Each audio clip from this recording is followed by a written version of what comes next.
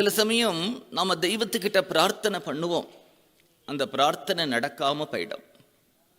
நடக்காமல் போன உடனே நமக்கு ஒரு கோபம் ஏற்படும்.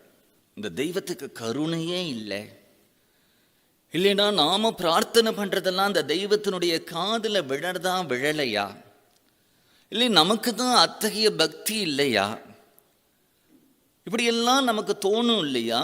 உண்மையிலே நீ தெய்வத்துக்கிட்ட பிரார்த்தனை பண்ணி அது நிறைவேறாதது கூட தெய்வத்தினுடைய ஒரு கருணை தான்.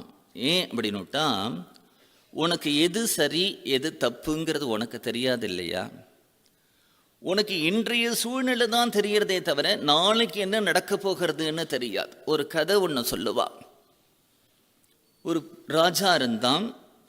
அந்த ராஜசபையிலே ராஜாவுக்கு ஒரு மந்திரி